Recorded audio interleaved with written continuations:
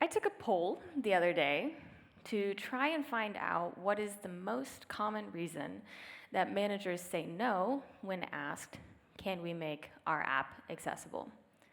So in your opinion, was it A, no, we have no users who need it?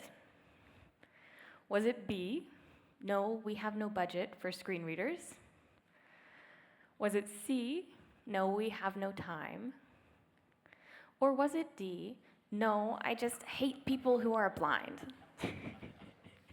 Okay, D's a joke. If you hear that, please call HR immediately.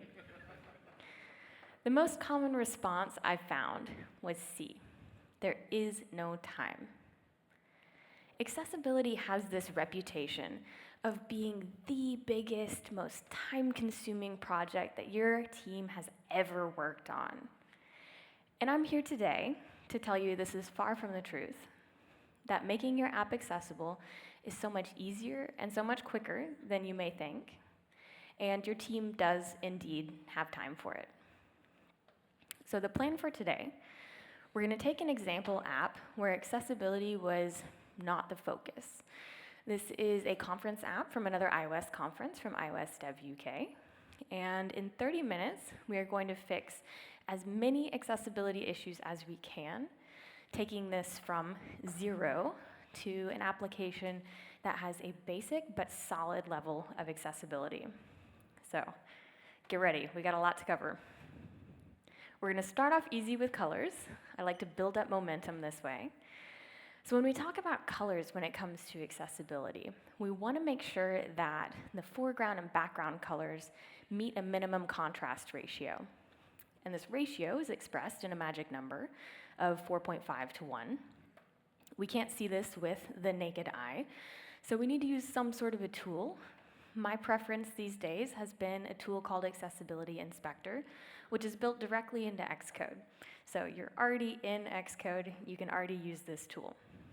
You can find it up here by going into the toolbar, the developer tools list, and Accessibility Inspector. Then you can put this window for Accessibility Inspector right next to your simulator, and you don't have to keep switching between a lot of programs.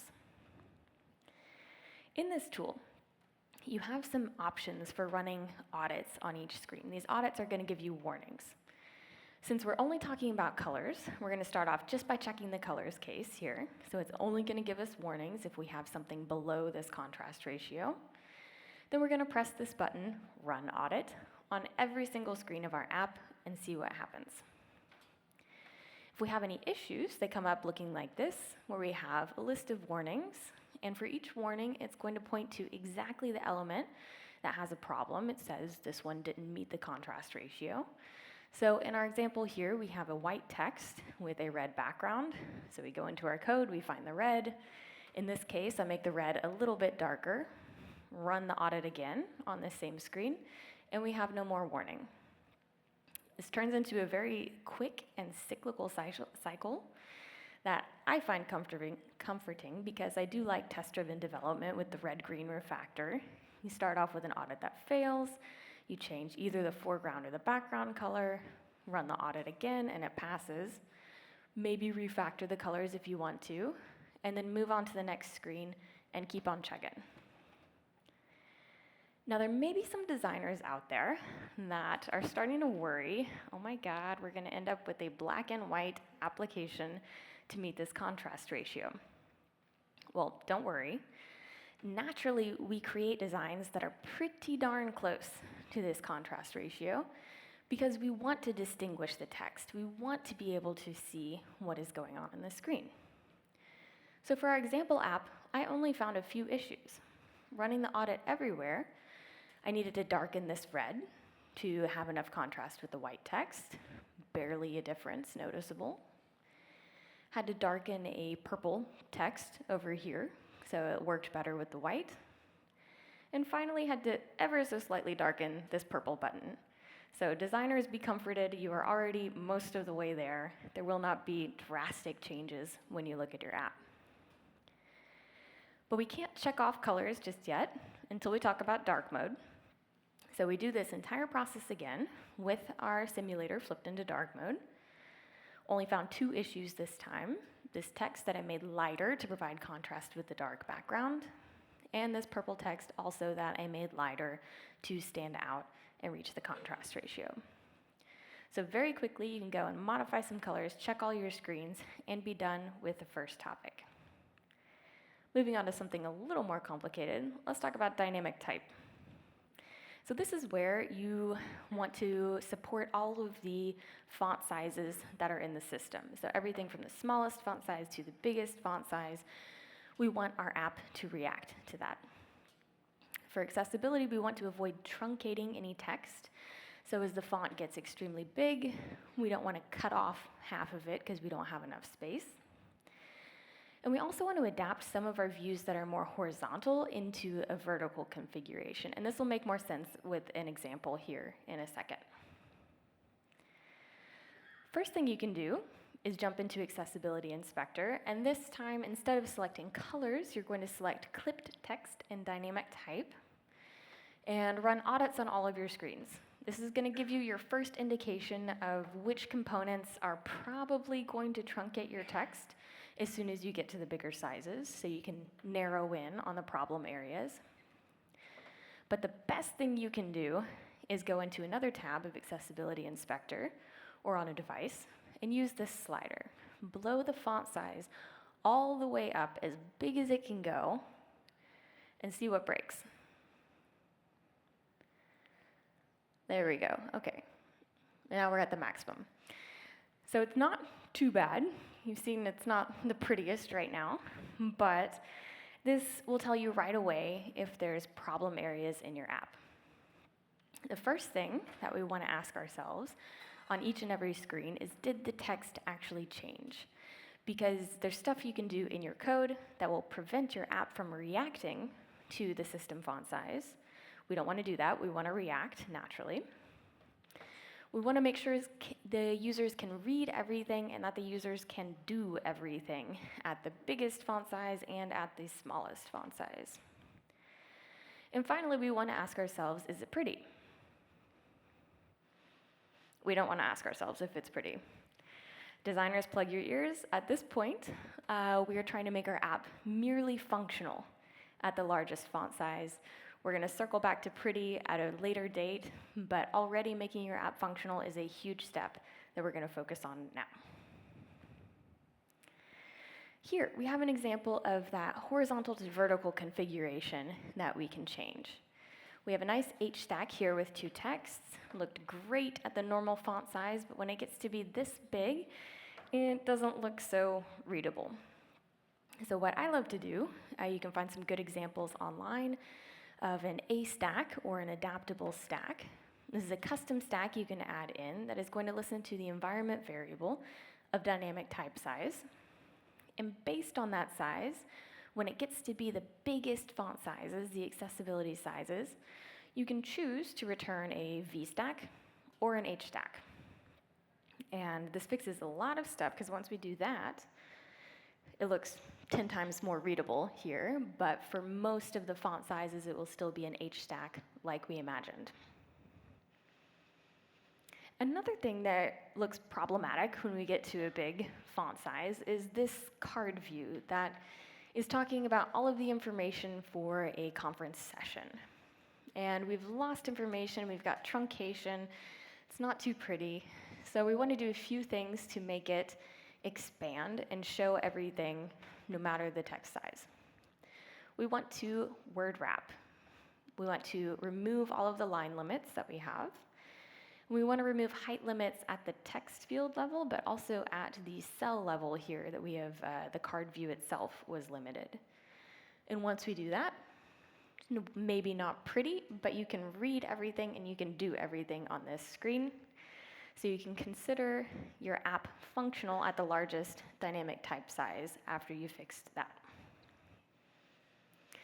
Then we can move on, still chugging along, to focus and labels. Now, when I'm talking about focus, I'm talking about the accessibility focus. And this is where the focus is. It's on the item that an assistive technology is ready to interact with, is ready to describe to the user. And this, if you've used VoiceOver, this is what moves when you swipe left and right across the screen. And when you do that, it looks something like, oh, yes, in Accessibility Inspector, you can simulate the swipes by these arrows right here to do right and left. And when you start swiping and moving the accessibility focus, you can see it move down, usually in a natural reading order, since it's in English, so top to bottom, left to right. And when we look at this accessibility focus, we have a few objectives when it comes to accessibility. We want to make sure it lands on everything important on the screen, that it skips things that are not important or decorative, and finally, that it doesn't get trapped anywhere, that you can go all through the screen, you don't get pinned into a corner where you can't get out. So in this example, we landed on everything important, check. We didn't get stuck anywhere, double check. But we landed on a decorative element, this icon here that's a calendar icon. The important thing is the text right next to us that tells us when the session actually is. And so what we want to do is somehow tell the system, skip over this icon and move on to the other important elements on the screen.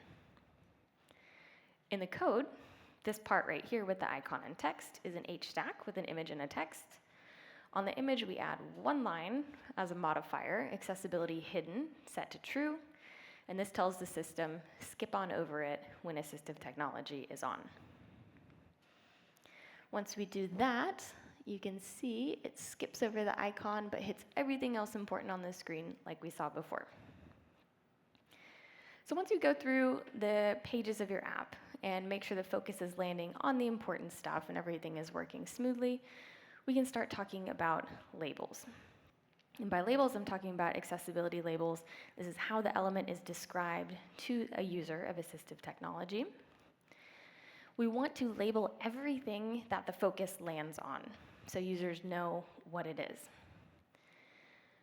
The first thing we can do is pull up Accessibility Inspector this time and select the option Element Description. When you scan every page of your app, it'll tell you if you're completely missing a description on an element that will be receiving focus. Here, we ended up with one warning, and it was talking about these buttons over on the sponsor page. And so they didn't have any text at all. In the code, these buttons are essentially VStacks. What we want to do is add one more modifier that says accessibility label and pass in the sponsor name here. That made the most sense.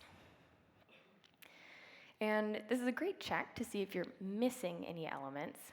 But another crucial part of labels is making sure that you have good labels.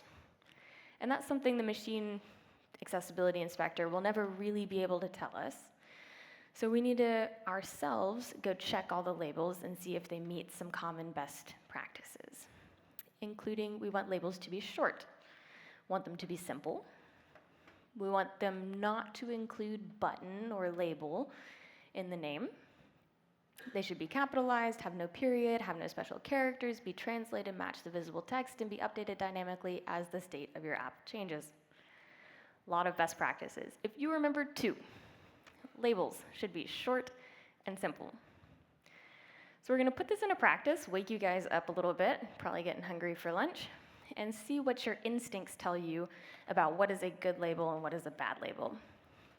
I'll give you an element in the app, I'll propose a label, and you guys are going to shout out, literally make some noise, if it's a good label or a bad label. Example 1.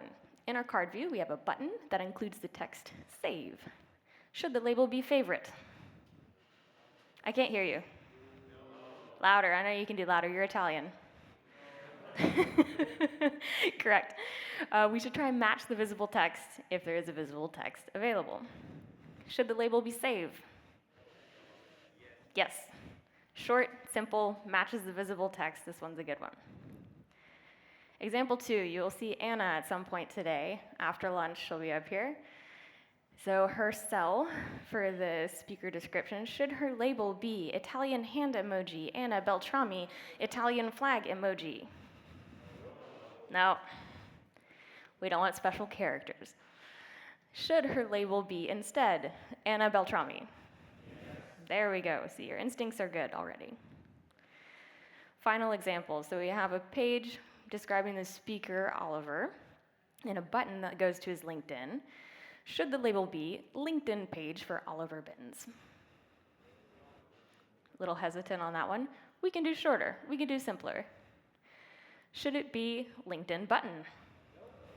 There we go. Someone was more passionate about that one. We should exclude the word button in our label.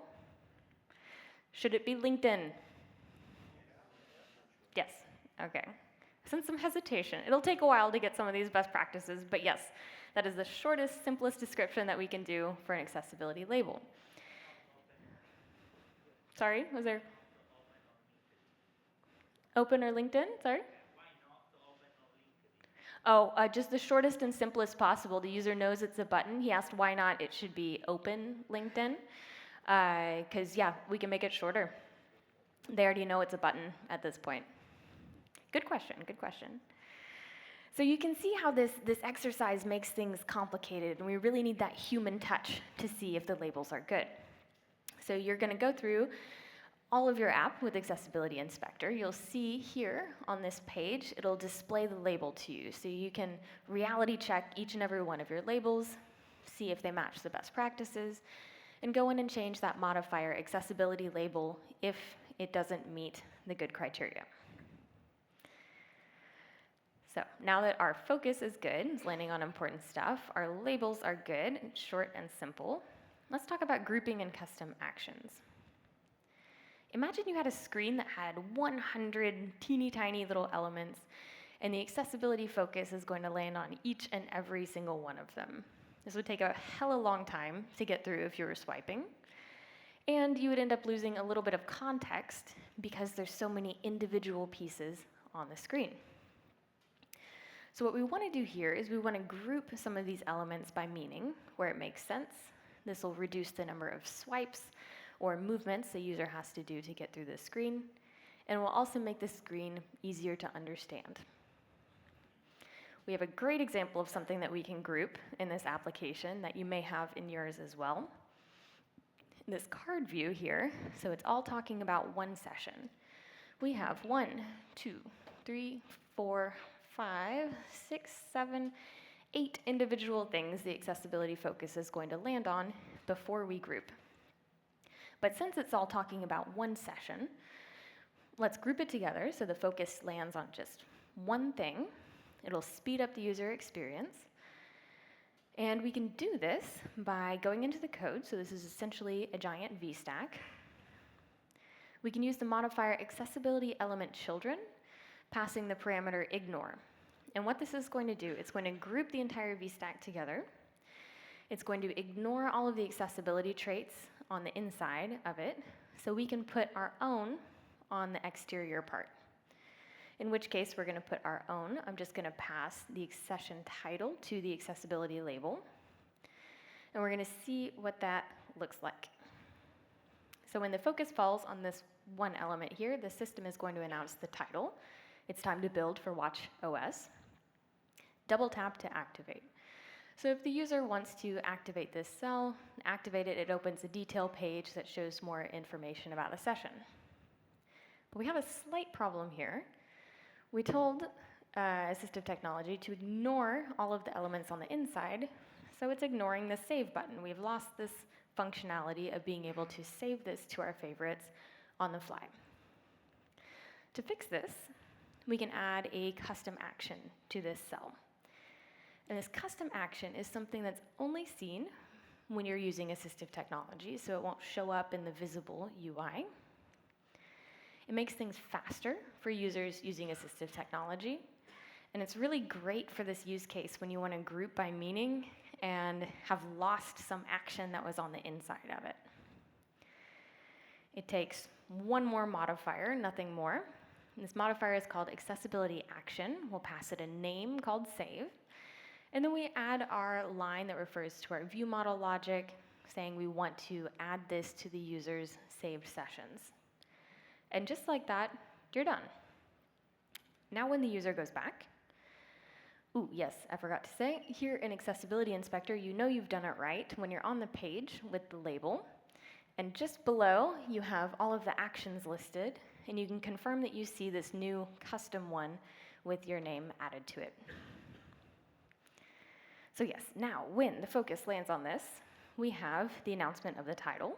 It's time to build for Watch iOS. We tell the user you activate it by double tapping, but we also tell the user actions are available, which tells them you have added a custom action. They can find this in the rotor menu and activate it right away. So the traditional double tap will still open the detail page. And this time, when they go through the rotor menu, select the custom action save, they can save directly here instead of going to the following page. So problem solved. Let's see, after looking at the rest of the application, this was the most natural thing that we could group together. So at this point, we could consider grouping done.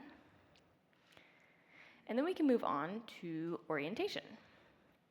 Now, orientation is important for accessibility because we can't assume that our users are in a situation where they can turn the phone device themselves. Some people will be stuck for whatever reason in landscape mode or in portrait mode, so we need to support both, unless absolutely necessary. And I can hear some of you thinking, how can I justify my case of absolutely necessary so I don't have to do this?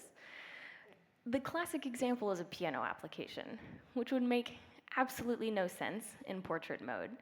So this is okay to lock in landscape mode, which means your banking application or, I don't know, basically any other application, it's going to be very hard to find an excuse to lock your orientation. Sorry to burst your bubble. So yes, our application has no excuse. We should be supporting both orientations. When we flip it right now, as it is, nothing happens. But no worries, usually this is a really easy fix, because usually you've locked your orientation at an app level in the build settings here. So you have 4 checkboxes you can select: portrait, portrait upside down, landscape left, landscape right. I bet you a penny that you have only portrait checked in your application right now. It's usually the case. So to fix this, check all 4, check at least portrait and at least 1 landscape, and then run your app again and see what happens. You want to make sure, just like for dynamic type, that you can read everything, that you can do everything, and that we don't care if it's pretty. So we do that right now. Let's explore a little bit on this app. Going from screen to screen, you may be scrolling a bit more than you normally did. May not be laid out perfectly, but you can read everything and you can do everything. Let's see, yes, that's the speaker's agenda. You can see all the sponsors. You can go to the sponsor detail page. But soon we get to this page at the end for information, where it doesn't scroll, so we're missing content at the top of the page, and we're missing content at the bottom of the page, so we cannot read everything in landscape orientation. In the code, this page is essentially a VStack, so it makes sense, it's not scrollable. Easy fix, put it in a scroll view. Run the app again, and this time when we go, maybe a little clunky looking, but you can see everything at the top, everything at the bottom, everything in the middle. So we are good to go. And that was the only problem we needed to fix for orientation. The final topic I wanted to hit on today, pun intended, is touch targets. So for touch targets, this is when we have a button or a control or something that requires user interaction. We want to make sure it is at least 44 points by 44 points, which equates to about 9 millimeters by 9 millimeters. And this includes invisible padding, so nobody panic. You don't have to make everything huge. You can include some padding around your button, so you can keep the original design. Because we can't measure this unless you want to get out a little millimeter stick, we can use Accessibility Inspector again, this time with the option for hit region. Scan every single screen. It'll give you some warnings if something is too small under this. And in this app, I only got the warning in one place. It was for these 3 buttons here, where you can see the width is plenty wide, but it's the height that is causing a problem here. So in the code, if you look, these are link components here in a VStack. And the easiest thing we can do is add a modifier, the frame, setting the minimum width and minimum height to this magical 44 that we need. And as soon as you do that, rerun the app, you have an ever so slight change of these buttons where you can see in the after photo, it's just increased the height a little bit. And like I said, that was the only fix that we had in here that required the size, the touch target size update. So we fixed everything we wanted to do. I said 30 minutes or less, and I was not kidding. We covered a lot of ground, going from colors to orientation, touch targets, all of that. And compared to where we were in the beginning, we've made a huge leap towards legal compliance. And most importantly, we've made a huge leap to having an app that makes all of our users happy. But what comes next? On our grand journey, going from 0 to 100% accessible, we made a huge step today in just 30 minutes doing these easy, quick fixes. There's a bit more we need to do if we want to reach the minimum legal compliance that some of you guys will be facing this next year. And there's a ton more stuff we can do past the level of legal compliance, because unfortunately the finish line of 100% accessible doesn't exist. You can always improve. But none of these changes are hard, and none of them are complex. So if we accomplish this much in 30 minutes, imagine what you could do with a day, with a sprint, or with your entire iOS team helping you. This is far from the biggest project that your team has ever worked on, and you've seen for yourself it's quick and easy. So I hope the next time that you hear some manager in the hallway that says, "We don't have time for accessibility," you politely jump in and say, "Actually, we do. It's really not as scary as you think." I'm Robin Kanatzar. Thank you so much for your attention today. It has been a pleasure. You can scan this for slides. Thank you. Thank you very much, Robin. Perfect on time. Loving it. Do we have some questions? We have one down there, there. Let's start with that one down there.